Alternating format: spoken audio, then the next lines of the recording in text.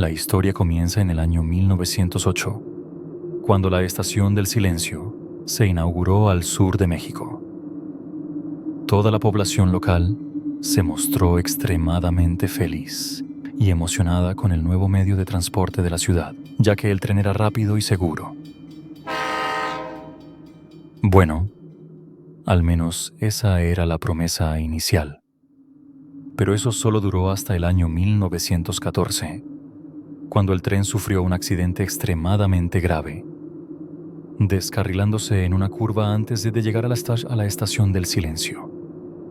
El suceso fue catalogado como el peor accidente ferroviario de la década, dejando decenas de muertos y heridos. Pero entre las víctimas, una destaca: el maquinista encargado de conducir el tren.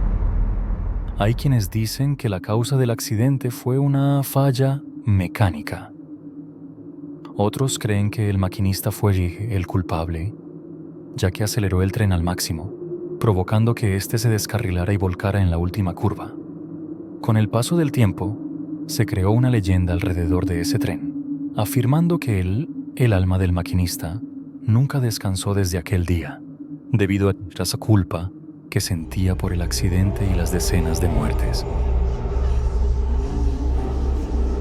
Diego, un adolescente obsesionado con las historias de terror, pasaba las noches en vela leyendo relatos sobre el tren de medianoche, como se le empezó a llamar al tren del accidente. Decidido a visitar la estación y buscar información y pistas sobre la leyenda, Diego decidió invitar a su compañero de clase Tomás para que lo ayudara en la búsqueda. El coche de Diego y Tomás avanzaba por un camino de tierra sinuoso, rodeado de montañas envueltas en una densa niebla. La luz de los faros apenas lograba penetrar la blancura espesa, convirtiendo cada curva en una apuesta peligrosa. Diego, siempre fascinado por las leyendas urbanas, conducía con determinación. Sus ojos brillaban de emoción mientras explicaba las historias sobre el legendario tren de medianoche. Un tren fantasma que, según contaban, solo aparecía para aquellos destinados a no regresar jamás. Tomás, sentado en el asiento del copiloto, observaba el camino con una mezcla de reticencia e irritación. ¿De verdad crees en esas cosas?, murmuró, aun sabiendo que Diego no renunciaría a la aventura. La respuesta llegó en forma de una breve risa.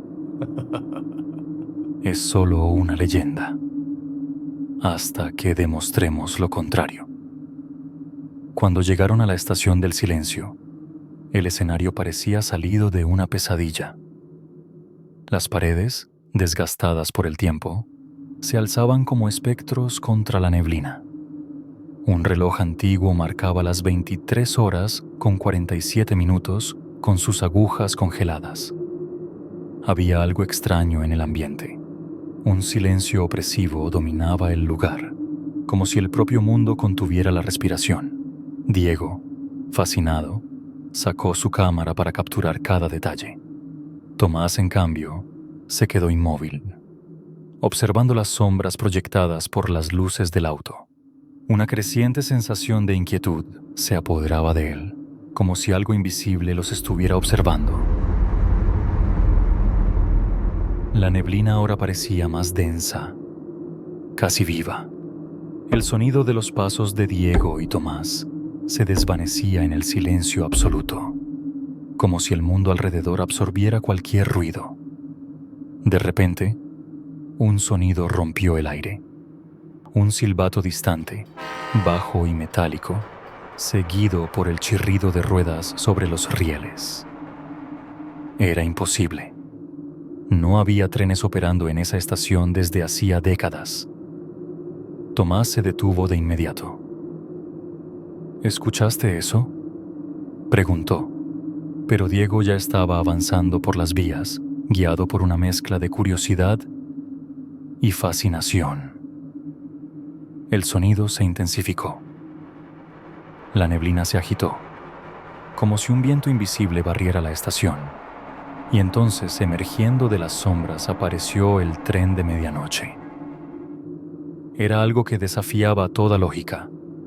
Sus vagones parecían hechos de un metal reluciente, pero al mismo tiempo oscilaban entre la solidez y la transparencia. Las ventanas parpadeaban con una luz tenue y las puertas estaban ligeramente entreabiertas, como si invitaran a ambos a subir. Diego quedó hipnotizado por la visión. Avanzó sin dudar hasta el vagón más cercano, donde encontró un boleto antiguo pegado en una de las ventanas, con la fecha de 1914 grabada en letras borrosas. «Esto es increíble», murmuró, pero su voz parecía amortiguada por el silbato grave del tren. Tomás intentó detenerlo. «No toques nada. Este lugar está mal, Diego». Pero su amigo ya había puesto la mano en la puerta y la empujó, revelando un interior envuelto en sombras. El interior del tren era aún más perturbador que su exterior. Diego y Tomás fueron recibidos por un olor metálico a hierro y algo que recordaba a humo, como si el accidente que había maldecido al tren hubiera ocurrido hacía apenas unos minutos. El pasillo era estrecho, iluminado por luces titilantes que parecían estar vivas, pulsando como si respiraran. Los asientos estaban alineados, pero cubiertos por una fina capa de polvo. Sobre algunos de ellos, maletas abiertas, emanaban un aire de abandono, con ropa antigua esparcida por todas partes. También había marcas de manos en las ventanas, como si alguien hubiera intentado escapar. Diego examinaba todo con fascinación. Tomó una de las maletas y encontró dentro de ella una foto descolorida de una familia. Los rostros sonrientes ahora estaban borrosos, como si el tiempo los hubiera borrado. Tomás los seguía a regañadientes, con una creciente sensación de inquietud a cada paso. Susurró: «No deberíamos estar aquí. Este no es un lugar para los vivos». Pero Diego parecía no escucharlo.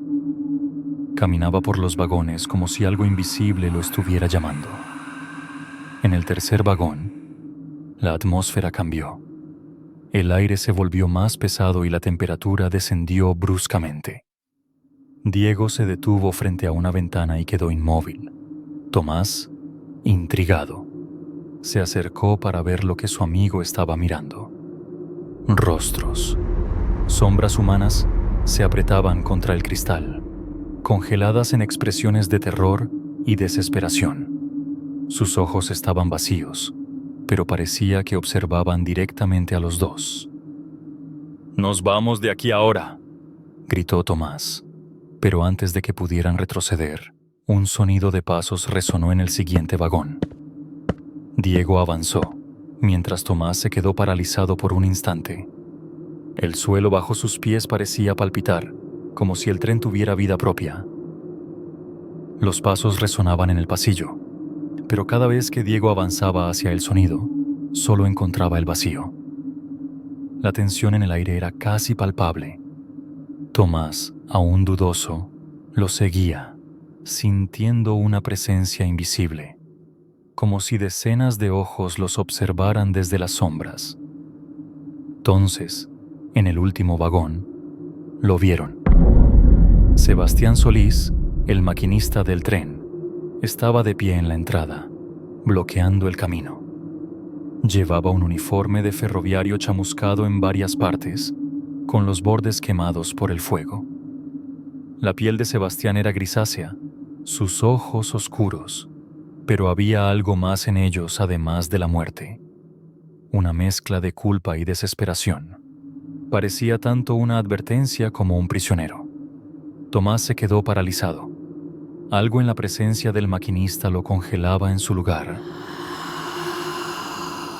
Diego, por otro lado, estaba hipnotizado. Intentó hablar, pero no logró articular palabra.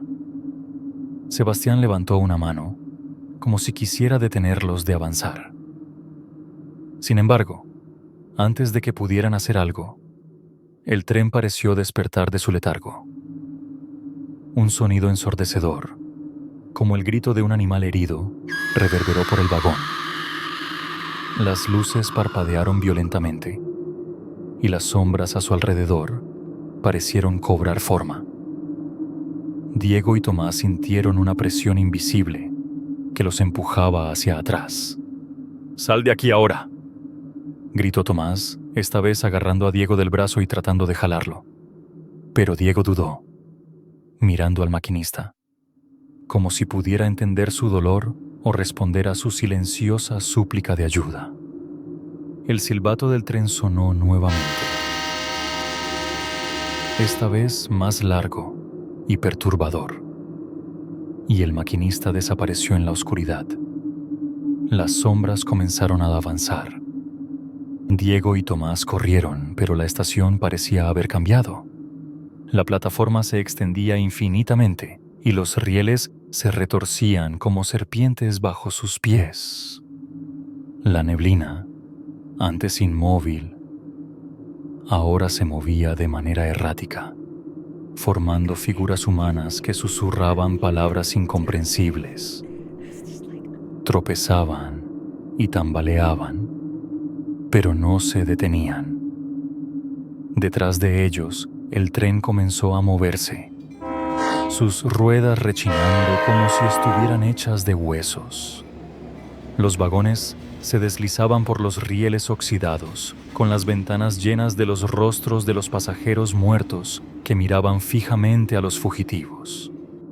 Las sombras parecían cobrar cuerpo, extendiendo manos esqueléticas que intentaban atraparlos. «¡No te detengas, Diego!», gritó Tomás, pero Diego miró hacia atrás, sintiendo como una fuerza invisible lo jalaba.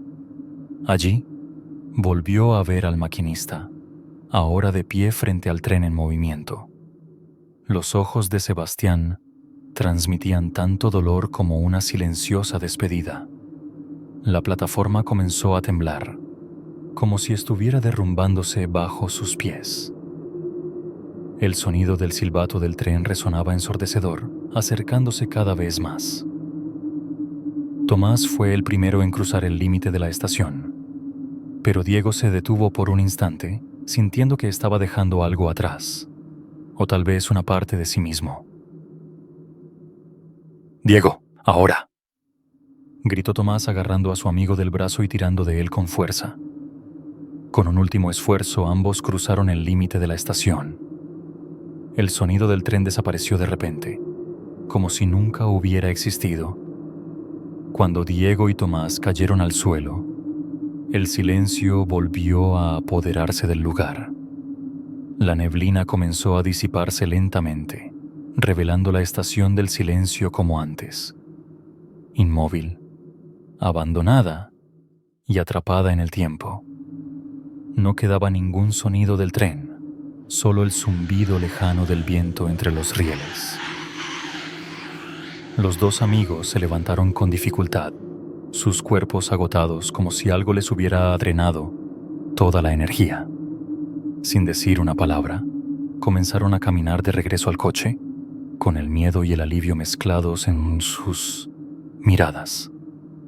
Sin embargo, ambos sentían que algo había cambiado. De vuelta en el camino, la neblina los acompañó por un tiempo antes de desvanecerse finalmente. Cuando llegaron a la civilización, Diego estaba más callado que nunca. Aunque estaba a salvo, no podía deshacerse de la sensación de que el tren seguía observándolo. A la mañana siguiente, mientras arreglaba su mochila, Diego encontró algo que no recordaba haber guardado. Un boleto antiguo, con la misma fecha de 1914 que había visto en el vagón del tren. Las letras, que antes estaban borrosas, ahora formaban un mensaje claro. El próximo viaje te espera. A lo lejos, un sonido sutil resonó en el horizonte, el silbato bajo y perturbador del tren de medianoche, recordando que algunas maldiciones nunca terminan del todo.